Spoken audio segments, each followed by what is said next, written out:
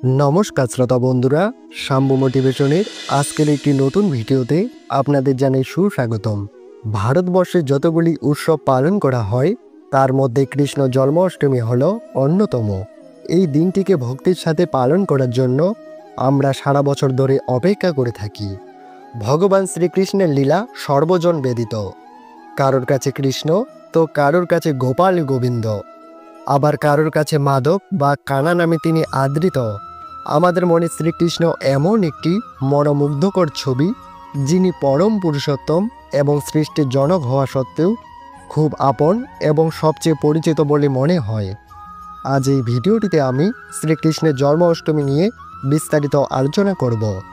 জন্মাষ্টমী, যেখানে শ্রীকৃষ্ণের বাল্যরূপের আরাধনা করা হয়, সুসন্তান লাভের জন্য এবং পারিবারিক সুখ শান্তির জন্য আমরা সবাই এই জন্মাষ্টমী পালন করে থাকি। এই ভিডিওটিতে আমরা জানব 2025 সালে জন্মাষ্টমী কবে এবং কখন পড়েছি। এই দিন শ্রীকৃষ্ণের পূজা আমরা বাড়িতে কিভাবে সম্পূর্ণ করব, শ্রীকৃষ্ণের পূজার উপাচার এবং ভগবানের সন্তুষ্টি বিধানের জন্য জন্মাষ্টমীতে আমাদের কোন কাজগুলি অবশ্যই করা উচিত, এবং সর্বোপরি শ্রীকৃষ্ণের জন্মাষ্টমী মাহাত্ম্য নিয়ে এই ভিডিওটিতে আমি আপনাদের সঙ্গে আলোচনা করব। আমি আশা করব এই ভিডিওটি থেকে আপনি অনেক কিছু তথ্য পেয়ে যাবেন। প্রথমেই আপনাদেরকে জানাবো এই বছর 2025 সালে জন্মাষ্টমী তিথি কবে এবং কখন পড়েছি। জন্মাষ্টমী তিথি পালিত হবে আগামী 16ই আগস্ট বা 30শে শ্রাবণ শনিবার দিন।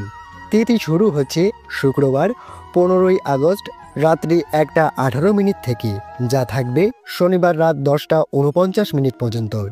এবারে আসুন বন্ধুরা, জেনে নেওয়া যাক জন্মাষ্টমী ব্রত কিভাবে পালন করতে হবে সেই বিষয়ে। যারা প্রসাদ ভোজন হন বা যারা আমিষ আহার গ্রহণ করে থাকেন, তারা আগের দিন সংযম পালন করবেন এবং অবশ্যই নিরামিষ খাদ্য গ্রহণ করবেন। চেষ্টা করবেন জন্মাষ্টমী সপ্তাহটি আমিষ আহার গ্রহণ না করতে, কারণ জন্মাষ্টমীর পর মঙ্গলবার দিন একাদশী তিথি শুরু হয়ে যাবে। ব্রতের আগের দিন রাতে অন্ন বা রুটি গ্রহণ করে ভালোভাবে দন্তমর্জন করে নেবেন। জন্মাষ্টমীর দিন নির্জলা ব্রত রাখতে পারলে তা খুবই উত্তম। সামর্থ্য না হলে শরবত বা জলপান করেও আপনি এই ব্রত পালন করতে পারেন। এই ব্রতের পালন বা ব্রতভঙ্গ করতে হবে 17ই আগস্ট রবিবার সকাল 6:45 মধ্যে, অর্থাৎ রবিবার সূর্য উদয়ের পরেই অন্নপ্রসাদ বা রুটি প্রসাদ গ্রহণ করে এই ব্রত আপনি সম্পূর্ণ করে নিতে পারেন। জন্মাষ্টমীর নিশীথ পূজা অর্থাৎ মধ্যরাত্রি 12 ঘটিকায় পূজা সম্পূর্ণ হয়ে যাওয়ার পরও আপনি চাইলে ফলমূল, মিষ্টান্ন ইত্যাদি গ্রহণ করতে পারেন। আর যারা নির্জলা ব্রত রাখবেন তারা শনিবার সারা দিন রাত উপবাস রাখার পর পরের দিন সূর্যোদয়ের পর পালন প্রক্রিয়া সম্পূর্ণ করবেন। অনেকেই প্রশ্ন করেছেন যে ব্রতের সংকল্প কখন করতে হবে। ভবিষ্যতের পুরাণে এবং হরিভক্তি বিলাসে উল্লেখ রয়েছে, যেদিন ব্রতকারী উপবাস রাখবেন সেই দিন ভোরবেলায় সংকল্প গ্রহণ করতে হবে। অর্থাৎ শনিবার জন্মাষ্টমীর দিন ভোরবেলায় আপনি ব্রতের সংকল্প করে নেবেন। ব্রতের দিন ভোরবেলায় স্নান পর্ব সেরে নেবেন এবং তারপর পরিষ্কার বস্ত্র পরিধান করে ভগবানের চরণে তুলসী পাতা এবং পুষ্প নিবেদন করবেন। জন্মাষ্টমীর সংকল্প মন্ত্রটি আপনি এভাবে উচ্চারণ করতে পারেন: আদ্যস্ত নিরাহার সর্বভূতে পরমেশ্বর, ওম কৃষ্ণায় বাসুদেবায় হরয়ে পরমাত্মনে, প্রাণত ক্লেশনাশায় গোবিন্দায় নমো নমঃ। ভাস্মানি দেবকী পুত্র জন্মাষ্টমী ব্রত আদস্তত নিরাহার সর্বভোগ পুণ্ডরিকাক্ষ শরণাম্যে ভাবর্চিত, যার অর্থ হল, হে পরমেশ্বর, হে দেবকী নন্দন, আমি আজ জন্মাষ্টমীর উপবাস থেকে পরের দিন আহার সম্পূর্ণ করব। আমি যাতে এই ব্রত সুসম্পূর্ণ করতে পারি তার জন্য আপনি আমার সহায় থাকবেন। এখানে বলে রাখি, শুধুমাত্র জন্মাষ্টমী ব্রত নয়, যে কোনো ব্রত সম্পূর্ণ করার পূর্বে এই ব্রতের সংকল্প অবশ্যই গ্রহণ করতে হয়। এর মাধ্যমে আমরা ভগবানকে প্রার্থনা জানাই যাতে তিনি আমাকে ব্রত সম্পূর্ণ করার জন্য সাহায্য করেন। এই যে সারাদিন রাত উপবাস থাকা, এটা আমাদের নিজেদের শরীরের শক্তি দিয়ে আমরা কি করতে পারবো? না, কারণ আমাদের নিজেদের শরীরের এত শক্তি নেই। আমাদের সকল শক্তির উৎস হলেন স্বয়ং ভগবান। তাই কৃতজ্ঞতা স্বরূপ ভগবানের কাছে প্রার্থনা করতে হয়, যাতে সেই শক্তি আমরা তার কাছ থেকে পাই। যদি মন্ত্র উচ্চারণ করতে আপনার অসুবিধা হয়, তাহলে হাত জোড় করে ভগবানের কাছে বলুন, হে ভগবান, আমি আজ আপনার জন্মাষ্টমীর ব্রত করার সংকল্প করছি। আমি যাতে এই ব্রত সুসম্পূর্ণ করতে পারি, তার জন্য আপনি আমার সহায় থাকবেন। এই বলে তুলসী পত্র এবং পুষ্প ভগবানের চরণে নিবেদন করবেন। আগেই বলেছি যে এই উপবাস সম্পূর্ণ নির্জলা রাখতে পারলে সেটাই উত্তম। তবে যদি কেউ বাড়িতে বৃদ্ধ মানুষ থাকেন বা অসুস্থ হন, বা বাড়ির ছোট বাচ্চারা যদি উপবাস রাখতে চান, তারা ফলমূল, জল ইত্যাদি খেয়েও উপবাস ব্রত রাখতে পারেন।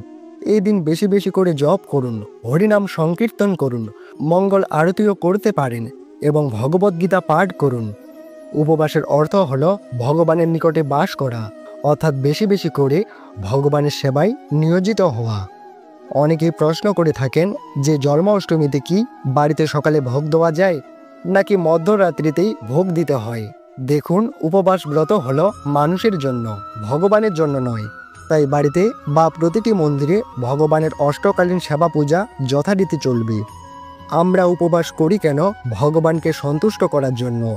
কিন্তু ভগবানের ব্রত পালন করার প্রয়োজন হয় না। তিনি কাকে সন্তুষ্ট করবেন? তাই আপনি দিনে রাতে যে কোনো সময় নির্দ্বিধায় ভোগ নিবেদন করতে পারেন।